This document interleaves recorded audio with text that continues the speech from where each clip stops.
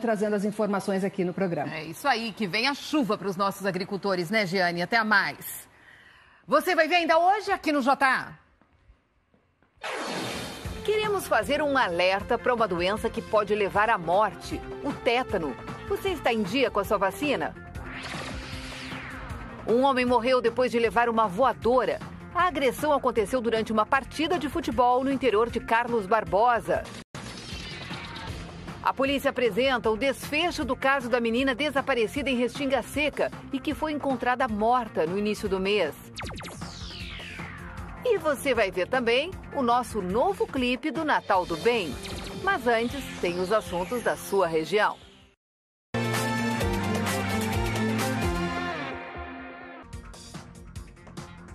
Olá, muito boa tarde. Mais uma semana começando. Hoje, segunda-feira, dia 13 de dezembro, a primeira semana depois do julgamento do caso Kiss, que determinou a condenação dos 4 réus. Elisandro Spor, sócio da boate, foi condenado a 22 anos e 6 meses de prisão. O outro sócio, Mauro Hoffman, a 19 anos e 6 meses de prisão. O assistente de palco, Luciano Bonilha Leão, e o vocalista da banda Gurizada Fandangueira, Marcelo de Jesus dos Santos, a 18 anos de prisão cada um. Eles estão recorrendo em liberdade depois que a defesa de um dos réus conseguiu um habeas corpus. Os familiares das vítimas da tragédia na Boate Kiss, que viajaram de Santa Maria para Porto Alegre para acompanhar o julgamento, agora já estão de volta às suas casas. O retorno foi nesse domingo. Eu voltei com eles nessa viagem e na chegada a Santa Maria, o Maurício Rebelato acompanhou as homenagens na Tenda da Vigília, na Praça Saldanha Marinho. Na saída do Hotel de Trânsito do Exército, em Porto Alegre, abraços e um sentimento em comum, de alívio. O Darcy é de Joia, no Noroeste Gaúcho. Na manhã de domingo, esteve no hotel para se despedir das outras famílias, antes de pegar a estrada. Mas a gente volta diferente, que eu estou dizendo desde o início, quando a gente veio para cá, que nós viemos e demos o primeiro passo de justiça. Tudo que a gente faz tem uma consequência, e essa consequência a gente tem que assumir, tem que cumprir com as penas que é imposta. O motorista Molina, que conduziu o ônibus, sabia que essa era uma viagem diferente.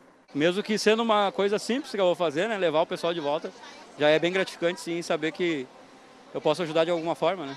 Já na estrada, um tempo para finalmente descansar. Foram momentos intensos, revivendo a dor da tragédia da Boate Kiss durante os 10 dias de julgamento dos 4 réus.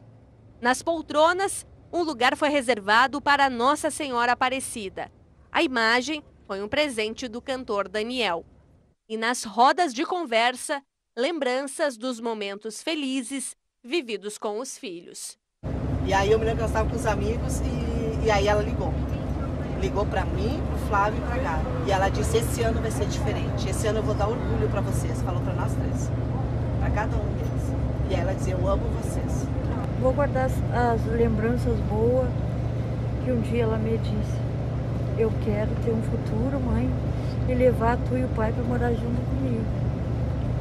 Ela dizia as coisas maravilhosas. Uma parada de almoço e mais 2 horas e meia de viagem até chegar a Santa Maria. Antes do destino final, o ônibus passa em frente ao trevo de acesso à Universidade Federal, onde muitas das vítimas estudavam. E também pela Rua dos Andradas, em frente ao prédio da Boate Kiss, onde a tragédia aconteceu. O desembarque foi aqui no centro da cidade, na Praça Saldanha Marinho. Aqui pertinho, há 13 dias, as famílias saíram em direção a Porto Alegre para acompanhar o julgamento. Agora, enquanto eles voltavam, a comunidade já se preparava para recebê-los. Em Santa Maria, pessoas que foram voluntárias durante todos os dias do júri se organizaram para receber os familiares. O coreto da praça recebeu faixas brancas e mensagens de apoio. A tenda da vigília, onde durante todos esses dias as pessoas assistiram ao júri, também foi decorada. Não apenas para os sobreviventes, para os familiares, mas para muitos atores da sociedade que, na verdade, estão impactados até hoje pela tragédia né, e que viveram essas memórias, né, e esses sentimentos de forma mais intensa durante o julgamento. Para receber as famílias, centenas de mensagens dentro da tenda. Durante todos esses dias, desde o início do júri, as pessoas da comunidade puderam deixar frases, mensagens de apoio aos familiares e sobreviventes da tragédia. Ao todo foram 3 banners como esse. Um deles está aqui, o outro aqui, olha só, cheio de mensagens. E o terceiro banner foi encaminhado a Porto Alegre, para que as famílias já pudessem ter contato com essas frases, essas mensagens, desde o início do júri. A chegada do ônibus foi por volta das 13h30 da tarde na Praça Saldanha Marinho, no centro da cidade. Os familiares foram recebidos com muitos aplausos. E a gente chega, desce do ônibus e é recepcionado por aquele monte de gente ali. A gente ficou até assim, emocionado, sabe? É muito bom. Encaminhada, atravessaram a praça em direção à tenda da vigília, onde foram recebidos com muitos abraços, mensagens de carinho e falas emocionadas. A tenda, que antes foi um lugar solitário para vocês, nesses dias passou a ser habitada pela cidade. Além de deixar mensagens nos banners, a comunidade de Santa Maria ajudou a confeccionar esta colcha. São mais de 300 mensagens de carinho e de apoio aos pais que foram a Porto Alegre. A colcha foi entregue como um presente para a Associação das Vítimas. Os pais e sobreviventes leram algumas das mensagens. Justiça, justiça e paz. Força aos familiares. Também foram feitas orações e homenagens. E para encerrar, músicas que os jovens que morreram na tragédia gostavam.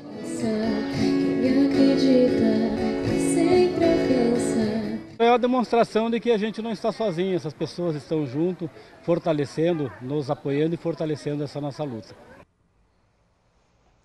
Agora a gente muda de assunto para atualizar os dados da pandemia nas nossas regiões. Na região central do estado, de sexta para hoje, 130 casos novos positivos de Covid foram confirmados.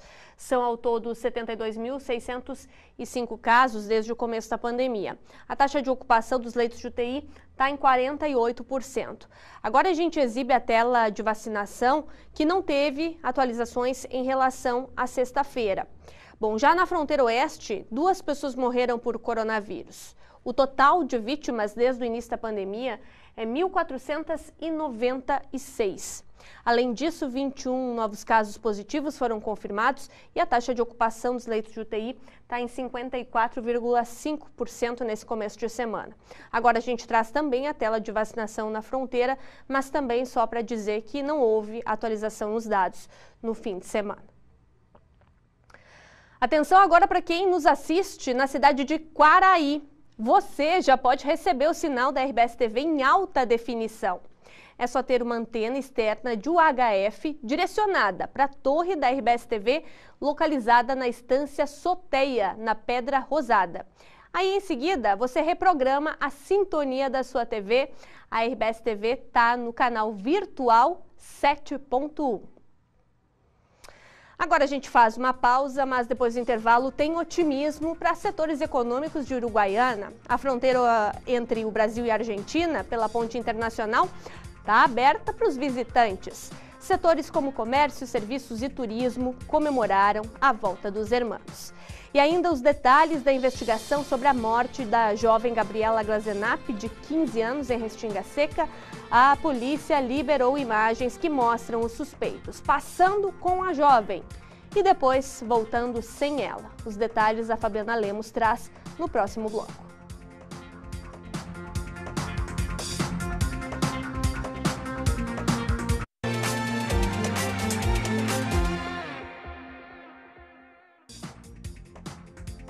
Doze dias depois da localização do corpo de uma adolescente em Restinga Seca, a Polícia Civil detalhou há pouco a investigação e a autoria do crime. A gente só recupera aqui que essa jovem ficou desaparecida desde o dia 14 de novembro e mobilizou famílias, amigos e a polícia. A Fabiana Lemos está na Delegacia Regional de Polícia aqui de Santa Maria. Fábio, muito boa tarde. O que se sabe, então, nessa investigação até agora? Oi, Vanessa, boa tarde para todos vocês. Já se tem todas as respostas para as principais perguntas da Polícia Civil. Eles confirmaram há pouco nessa coletiva que esse crime realmente tem como pano de fundo o tráfico de drogas e, inclusive, revelou uma facção da região metropolitana que veio aqui para a região central do estado para matar Gabriela Ferreira Glazenap, de 15 anos, que tinha uma dívida de tráfico de drogas. 4 pessoas foram presas e teve 11 indiciamentos em 2 inquéritos diferentes que surgiram a partir desse crime. Há pouco, a Polícia Civil divulgou para a gente imagens de câmeras de segurança que vocês estão vendo e aí aparece Gabriela, de 15 anos, caminhando com um homem e uma mulher na área urbana de Restinga Seca. Isso aí foi perto do ponto de venda de drogas, onde a menina comprou drogas, acabou ficando com uma dívida e depois voltou para buscar o celular dela. Porque por causa da dívida, os criminosos ficaram com o celular dela como uma garantia. E daí, quando a menina voltou nesse ponto, ela foi assassinada nesse mesmo dia, no dia 14 de novembro, quando ela desapareceu. O corpo dela foi encontrado no começo deste mês. Estava com marca de 2 tiros na cabeça. Então a polícia está considerando como um dos casos mais graves que já teve aqui na região central do estado. A mãe dessa menina foi cobrada por uma dívida de tráfico de drogas e disse que não tinha o valor, acabou fazendo um esforço para conseguir, de acordo com a Polícia Civil. E a polícia teve acesso a esse comprovante que mostra que a mãe realmente fez a transferência, conseguiu o dinheiro, pagou a dívida de R$ 450 e mesmo depois disso não teve mais notícias de Gabriela. A gente vai mostrar também fotos da menina para vocês. Ela estava desaparecida, acabou mobilizando policiais de toda a região durante um mês dedicados a esse caso, que foi tratado como a maior prioridade da Polícia Civil. Então, teve esse desfecho com pessoas presas, mas os 2 principais ligados à morte dela, que aparecem nas câmeras de segurança, ainda não foram presos. Vanessa. São imagens que ajudam a esclarecer bem o caso, né, Fabiana? Obrigada, então, por enquanto, pelas informações. E na manhã deste domingo, um homem de 33 anos morreu afogado em um balneário em Nova Palma, na 4ª Colônia. De acordo com a Polícia Civil, William de Vargas Faria estava com amigos para passar o dia no local, quando por volta das 8h30 da manhã ele comunicou que iria se banhar nas águas e não voltou. Uma criança que estava no local apontou para a água e disse que havia visto alguém erguer os braços e logo depois afundar. Depois das buscas com voluntários, o corpo foi encontrado, já sem vida. E em Santa Maria, uma pessoa morreu e outras 2 ficaram feridas em um incêndio numa casa no bairro Tancredo Neves. O incêndio foi no último sábado, na rua Dário Prates Rodrigues. Um morador de 42 anos morreu e mais 2 pessoas ficaram feridas. Ao chegar ao local, os bombeiros encontraram o corpo da vítima já carbonizado. Entre os feridos, uma mulher de 52 anos que foi retirada da casa e teve 70% do corpo queimado. Ela está em estado grave no hospital universitário. A outra é um adolescente de 11 anos que precisou também de atendimento com problemas respiratórios decorrentes da inalação de fumaça. As causas desse incêndio ainda não foram divulgadas. E em Santa Maria, os corpos de 2 pessoas foram encontrados na tarde de sábado. Um jovem foi encontrado de bruços em um rio às margens da BR-392. Foi um caminhoneiro que avistou o corpo do jovem próximo à sua chácara. A perícia foi acionada. No outro caso, o corpo estava em um campo na rua João da Fontoura e Souza. A vítima ainda não foi identificada. Esses 2 casos estão em investigação na Delegacia de Homicídios. E 3 pessoas ficaram feridas num acidente com um ônibus que trazia de volta a Santa Maria um grupo de estudantes da UFSM. O ônibus estava com 44 passageiros que voltavam de uma excursão. O acidente foi na BR-290, na Freeway, perto de Gravataí. Foi no sentido litoral Porto Alegre, logo depois da praça de pedágio. Os alunos saíram do Rio Grande do Sul na última quinta e hoje voltavam de Laguna, onde acompanharam um evento com jogos e música na beira da praia. O motorista perdeu o controle da direção e o ônibus saiu da pista, caiu em um valão e bateu em um barranco. O coletivo tinha 44 passageiros. Vários saíram pela escotilha do teto do ônibus ou após a retirada do vidro. Os 3 feridos foram encaminhados para atendimento em Gravataí com ferimentos leves. Os demais passageiros foram realocados em um outro ônibus da empresa Planalto. Em nota, a empresa lamentou o ocorrido com o ônibus e disse que os passageiros receberam assistência. O veículo seguia as normas de segurança, estava com manutenção em dia e cumpria a jornada de descanso, como determina a legislação. Barulhão até altas horas e incômodo para os moradores de uma região do bairro Medianeira, em Santa Maria. A situação fez com que quem mora por lá procurasse a ajuda da polícia.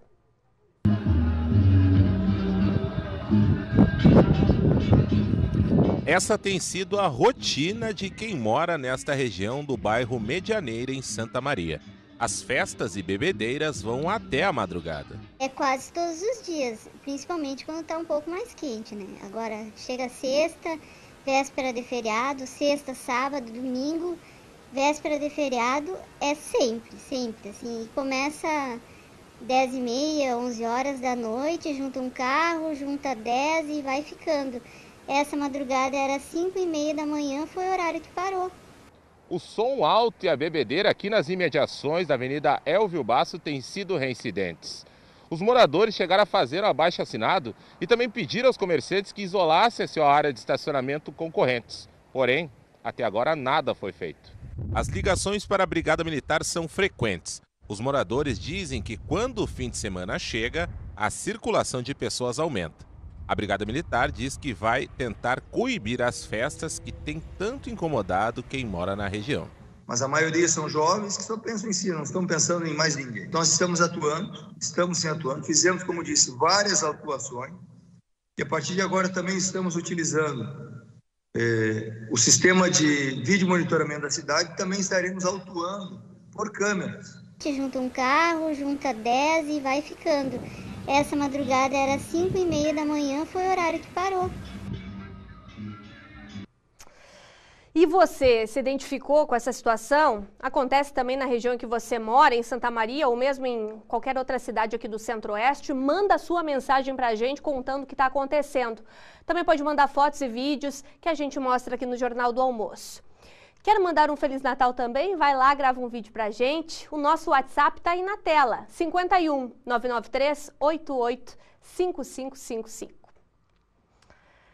Na fronteira oeste, de sábado até hoje de manhã, mais de 470 estrangeiros passaram pelo posto da Polícia Federal em Uruguaiana. São, na maioria, argentinos, que ingressam pela ponte internacional. Mas tem também uruguaios que entram no país por fronteira terrestre e fazem a migração em Uruguaiana. A Cristina veio para o Brasil com a família para visitar a irmã, que não via desde o fechamento da fronteira em março do ano passado. Estamos muy contentos de poder pasar la frontera después de mucho tiempo. Solemos venir a visitar a familiares y hacer compras, pero esta vez solamente venimos a visitar a un familiar enfermo acá en Uruguaiana. E não são só os visitantes que chegam da Argentina pela ponte internacional que fazem a diferença na economia de Uruguaiana. A abertura da fronteira terrestre com o Uruguai, a alguns quilômetros daqui, também impacta positivamente os negócios. Nossos irmãos argentinos e uruguaios têm uma influência muito grande no comércio de Uruguaiana, faz um impacto econômico de grande crescimento para nós em Uruguaiana, principalmente para nosso lado popular, que é a Baixada de Uruguaiana. O Rafael tem um mercado na região da Baixada, que concentra boa parte do comércio da cidade. A gente depende 90% dos argentinos, 5% dos uruguaios e 5% dos brasileiros aqui da região. Hoje, atualmente, só eu trabalho. Não tenho nenhum funcionário, infelizmente, devido à pandemia. Mas, se Deus quiser, agora com a volta deles, nós vamos ter mais público, vamos ter mais trabalho, vamos poder contratar pessoas. A gente está numa felicidade, não tem valor, né? Porque a gente ter eles de volta, tudo voltando ao normal, com certeza a gente vai poder ajudar a Uruguaiana. A Uruguaiana vai crescer com a volta deles.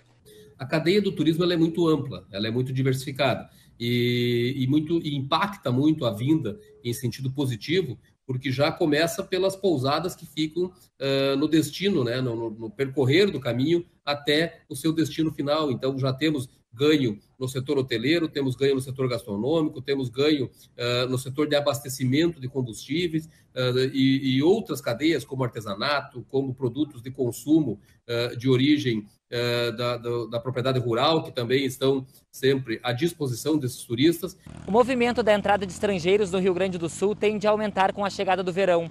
Aqui no estado, Uruguaiana, Santana do Livramento e São Borja são as principais portas de acesso terrestre durante o período de férias. Por isso, a Polícia Federal se prepara para receber os turistas. A gente aumenta o efetivo nas fronteiras, né? Ainda que a gente não tenha, não possa prever com exatidão quais serão os números, né? O fato é, deve haver uma incidência de entrada não tão grande quanto os números que a gente teve em 2015, 16, 17, 18, né? Mas efetivamente a gente vai ter uma procura de estrangeiros. Para isso, a gente precisa aumentar o nosso efetivo.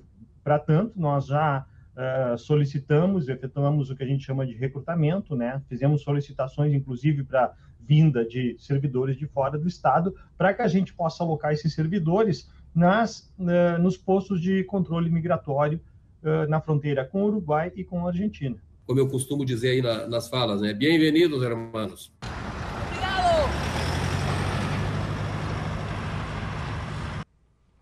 E a seguir tem as informações do esporte. Não saia daí.